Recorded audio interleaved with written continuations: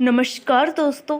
हमारी आज की कहानी है अभिषेक पांडे जी की रचना किस्मत का पिंजरा का अंतिम भाग।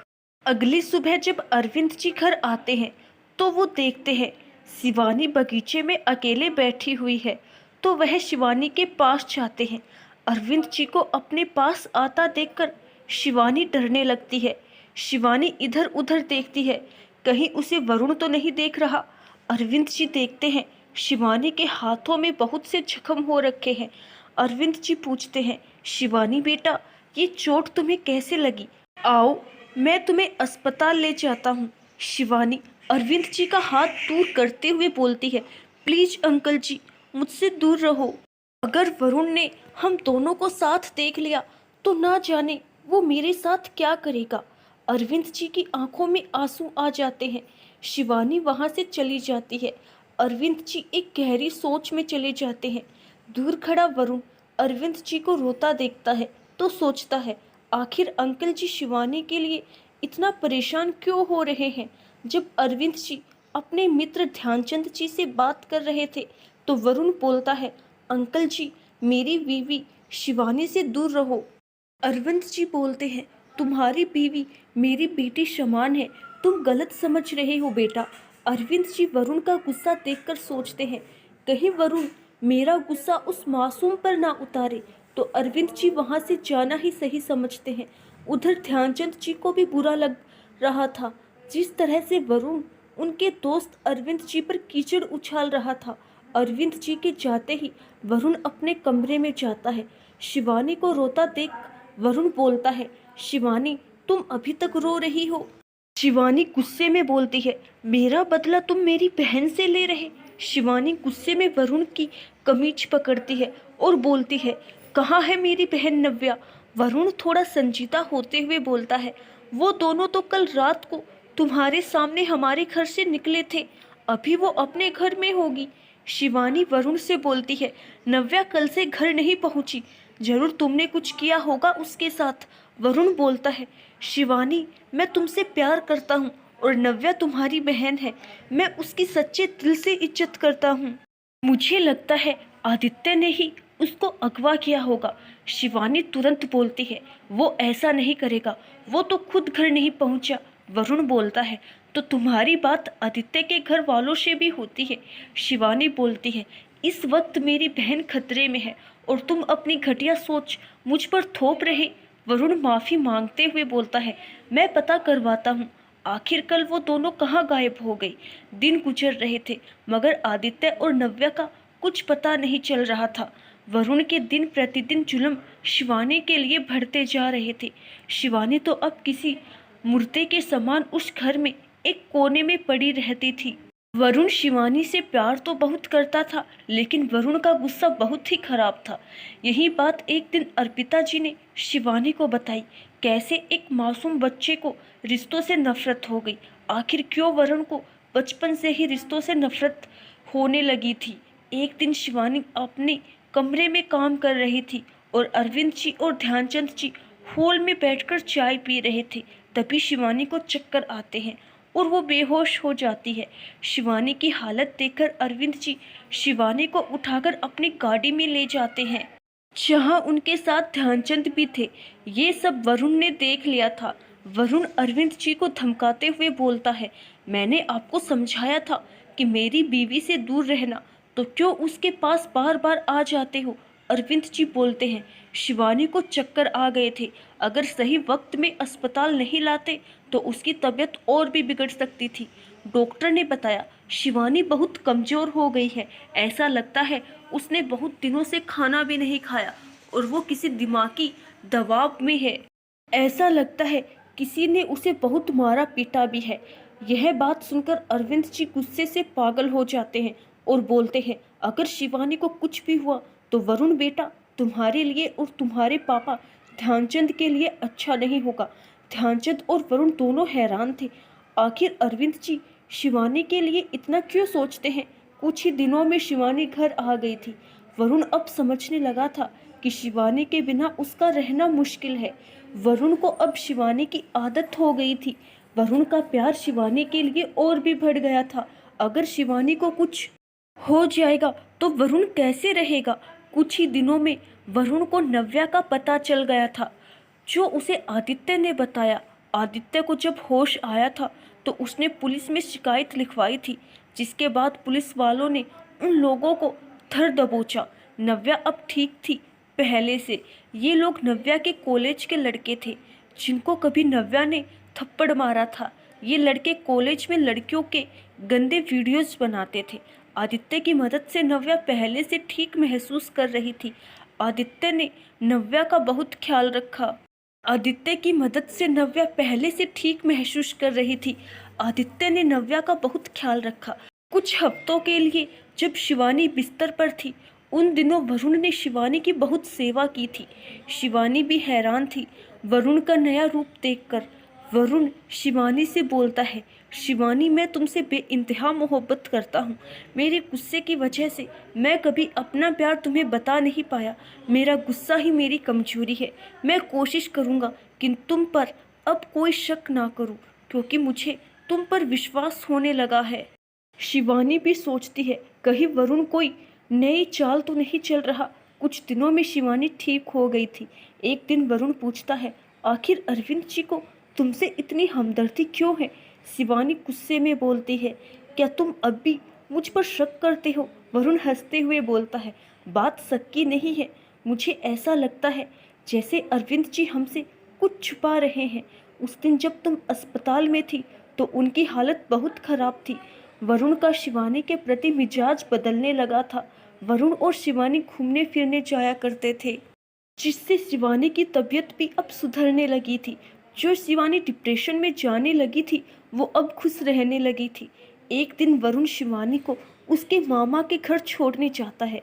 वहीं नव्या और आदित्य भी होते हैं, जहां हमारे दोनों नायक अकेले में बात करते हैं। आदित्य वरुण से बोलता है, तुमने अच्छा नहीं किया शिवानी के साथ। वरुण बोलता है, शिवानी बहुत अच्छी लड़की है। वो जिसे प्यार करेगी वो बहुत किस्मत वाला होगा। आदित्य गुस्से में बोलता है, लेकिन तुम अच्छे लड़के नहीं हो और शादी के बाद तो प्यार हो जाता है। शिवानी भी तुम्हें प्यार करती होगी। वरुण आंखों में आंसू भर बोलता है, मेरे गुस्से के कारण मैंने शिवानी पर बहुत जुल्म किए हैं। शिवानी एक अच्छा लड़का डिजर्व करती है, मेरे जैसा दरिंदा नहीं। मैं शिवानी के लिए बदलने की कोशिश कर रहा हूँ। मैं शिवानी को खुश देखना चाहता हूँ। वरुण सोचता है, अब कैसे बताऊँ कि शादी के बाद भी हम दोनों अलग सोते हैं। वरुण खुशी से बोलता है, मैं शिवानी के साथ फिर से जिंदगी में आगे बढ़ना चाहता हूँ। अगर शिवानी ने मुझे माफ़ कर दिया हो तो मैं एक मौका और देना चाहता हूँ अपने प्यार को। वरुण वहाँ से चला जाता है। शिवानी उनकी बात सुन लेती है। शिवानी भी सोचती है, क्या सच में वरुण बदलने लगा है या फिर किसी नई साजिश की तैयारी कर रहा है। आदित्य शिवानी को देख लेता है। आदित्य शिवानी से बोलता है, अभी भी मौका है शिवानी, तुम वरुण से तलाक ले लो और मुझसे शादी कर लो। मैं अभी भी तुम्हारा इंतजार कर रहा हूँ। शिवानी बोलती है, एक लड़की जब शादी करती है तो वापसी का दरवाज़ा नहीं होता है। वरुण से तलाक लेते ही अगर तुमने शादी के लिए मना कर दिया तो मैं कहाँ जाऊँगी। दोबारा मामा और मामी के साथ रहना मुझे मंजूर नहीं। मैं चाहती हूँ तुम भी अपनी ज़िंदगी में आगे बढ़ो और मुझसे अच्छी लड़की से शादी करो। शिवानी के मामा और मामी शिवानी से बोलते हैं, हमें पैसों की ज़रूरत है बेटी, हमारी मदद करो। जब शिवानी मना करती है तो वो लोग शिवानी को धमकी देते हैं कि उन लोगों की वजह से ही शिवानी की शादी हुई है। शिवानी हंसते हुए बोलती है, आप लोगों ने मेरा सौदा किया था। अगर आप लोग वो पैसे मेरे ससुर को वापस कर दो तो शायद मैं सोच सकती हूँ उन्हें छोड़ने का। तभी नव्या बोलती है, शिवानी मुझे तुमसे कुछ बात करनी है। नव्या अकेले में शिवानी को बताती है, आदित्य ने जब पुलिस को बताया मेरी किडनैपिंग के बारे में तो पुलिस ने आदित्य को ही जेल में डाल दिया मेरी किडनैपिंग के लिए। वो तो अच्छा हुआ कि वरुण जीजाजी ने आदित्य को जेल से निकाला और मुझे उन जालिम लोगों से बचाया। वरुण जीजाजी ने ये बात किसी को नहीं बताई। उन्होंने जो मेरी मदद की उसको भी उन्होंने पुलिस की कामयाबी का नाम दे दिया। शिवानी सोचती है, क्या सच में वरुण बदलने लगा है। शिवानी सोचती है, अगर वरुण के गुस्से को भुला दिया जाए तो वरुण एक अच्छा लड़का है। क्या सच में वरुण मुझसे प्यार करता है? वरुण के जुल्म की वजह से शिवानी को विश्वास नहीं हो रहा था। इसी वजह से शायद शिवानी के दिल में वरुण के लिए नफरत थी। इसी बीच वहां अरविंद जी आते हैं। शिवानी हैरानी से बोलती है, अंकल जी आप यहाँ? अरविंद जी को देखकर परवीन और दीपा के पसीने छूट जाते हैं। परवीन बोलता है, जीजा जी आप यहाँ कैसे? शिवानी हैरानी से अरविंद जी को देखती है और कुछ बोलती उससे पहले ही अरविंद जी हामी भरते हैं। शिवानी बोलती है, तो क्या आप मेरे पापा हैं? अरविंद जी बोलते हैं, हाँ बेटी, मैं ही तुम्हारा पिताजी हूँ। दीपा और परवीन ने मुझसे झूठ बोला था कि एक हादसे में तुम्हें खो दिया। इसी गम से तुम्हारी माँ हमें छोड़कर चली गई। कुछ साल बाद ही मैंने दूसरी शादी की, जिससे मुझे एक बेटा है। उस दिन जब मैंने तुम्हें देखा तो मुझे तुम्हारी माँ रेणु जी की याद आ गई। मुझे ऐसा लगा मानो रेणु मेरे सामने आ गई हो। मैंने जब तुम्हारे बारे में मालूम किया तो मालूम चला तुम मेरी बेटी हो, मेरी बेटी शिवानी। इसीलिए मैं उस घर में आता रहता था ताकि तुम्हें देखता रहूं। वरुण थोड़ा गुस्सा वाला है, लेकिन दिल का बहुत अच्छा है। वह तुम्हें खुश रखेगा। मैं बात करूंगा उससे, मेरी बात कभी नहीं टालता वो। शिवानी रोते हुए बोलती है, पापा जी आप ये बात बोल रहे हो? आप तो जानते हो वरुण मुझे जानवरों की तरह मारता था। अरविंद जी परवीन और दीपा को बोलते हैं, अभी शिवानी का बाप जिंदा है। शिवानी की जिंदगी के फैसले मैं लूँगा, ना कि तुम लोग। अरविंद जी शिवानी को लेकर घर आ जाते हैं। घर में शिवानी और अरविंद जी को साथ देकर वरुण बोलता है, अंकल जी आप मेरी बीवी से कुछ ज़्यादा ही हमदर्दी करते हो। अरविंद जी वरुण को रोकते हुए बोलते हैं, इससे पहले तुम कुछ ऐसा बोलो जिसे सुनकर मैं खुद की ही नज़रों में शर्मिंदा हो जाऊं। मेरी बात सुनो वरुण और मित्र ध्यानचंद, यह मेरी और रेणु की बेटी है जो बचपन में हमने उसके मामा के पास छोड़ी थी। लेकिन उन लोगों ने हमसे झूठ बोला कि मेरी बेटी मर चुकी है, लेकिन मेरी और रेणु की प्यार की निशानी मेरी बेटी जिंदा थी।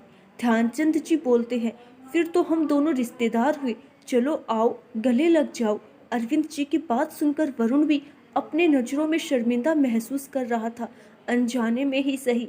लेकिन वरुण ने बाप बेटी के रिश्ते को गलत तरीके से देखने की कोशिश की थी। अरविंद जी गुस्से में बोलते हैं, बहुत जुल्म सह लिया मेरी बेटी ने, अब उसका बाप वापस आ गया है। मैं अपनी बेटी को एक पल नहीं रखूंगा इस जानवर के साथ। शिवानी यहाँ नहीं रहेगी। वरुण माफ़ी मांगता है और बोलता है, मुझे आखिरी मौका दे दो। मैं शिवानी को बहुत खुश रखना चाहता हूँ। मैं प्यार करता हूँ शिवानी से। शिवानी भी अरविंद जी को बोलती है कि वो आखिरी मौका देना चाहती थी वरुण को। वरुण और शिवानी दोनों अब अपनी ज़िंदगी में आगे बढ़ना चाहते थे। दोनों ने अब एक दूसरे को अपना लिया था। शिवानी को उसका सौतेला ही सही मगर भाई मिल गया था, और एक सौतेली माँ सुमित्रा जी। आदित्य भी अब समझ चुका था शिवानी उसके नसीब में नहीं है। आदित्य ने भी अब जिंदगी में आगे बढ़ने की सोची, जिसमें नव्या ने उसका साथ दिया। दोनों ने अपनी दोस्ती को प्यार का नाम दिया। कुछ महीनों में दोनों की शादी हो गई। इस शादी में वरुण और शिवानी ने भी शिरकत की। वरुण का बर्ताव अब बदल चुका था, जिसे देखकर अर्पिता जी भी काफी खुश थी। अब शिवानी को लेकर अर्पिता जी का नजरिया भी बदल चुका था, क्योंकि अब वरुण का औरतों को लेकर रवैया भी बदल चुका था, और शिवानी भी अब एक अमीर बाप की बेटी के नाम से जानी जाती थी। अरविंद जी भी सभी लोगों को बताते कि शिवानी उनकी बेटी है। वही शिवानी को जो घर पहले पिंजरा लगता था, वही पिंजरा अब शिवानी को घर लगने लगा था, क्योंकि अब उस घर में शिवानी को मोहब्बत और इज्जत मिलने लगी थी, जो हर लड़की चाहती है। कुछ ही महीनों में शिवानी और वरुण की जिंदगी में एक खुशखबरी आई। एक नन्हे मेहमान की आने की खुशी से वरुण खुशी से पागल हो गया था। वरुण ने सोच लिया था कि वो अपने बच्चे को बहुत ज़्यादा प्यार देगा, जिस प्यार के लिए वरुण बचपन से तड़पता था। वरुण नहीं चाहता था उसका बच्चा भी उसी प्यार के लिए तड़पे। अरविंद जी भी खुश थे, क्योंकि उनकी बेटी शिवानी अब एक अच्छी जिंदगी गुजार रही थी। अरविंद जी भी नाना बनने वाले थे। इस खुशी के मौके पर अरविंद जी और उनके मित्र ध्यानचंद जी ने एक छोटी सी दावत का आयोजन किया। जिस दावत में शिवानी के मामा और मामी भी आए थे, वहीं आदित्य और नव्या भी आए थे। दोनों ने वरुण और शिवानी को नन्हे मेहमान के आने की खुशी में बधाई दी। हम सबकी जिंदगी में पिंजरा होता ही है, मजहब का पिंजरा, रंग रूप का पिंजरा, बड़े छोटे का पिंजरा, अमीरी गरीबी का पिंजरा। जिंदगी के मोड़ में हम किसी न किसी पिंजरे में कैद हो जाते हैं। इस पिंजरे से हमें कैसे निकलना है, ये हमसे बेहतर और कोई नहीं जानता। हमें अगर किसी पिंजरे से निकलना है तो उसके लिए हमें खुद ही मेहनत और सब्र का इम्तहान देना होता है। आपको ये कहानी कैसी लगी ज़रूर बताइए। अभी तक आपने जो मेरा साथ दिया उसके लिए शुक्रिया। आशा करती हूँ दोस्तों आपको हमारी आज की कहानी ज़रूर पसंद आई होगी। धन्यवाद।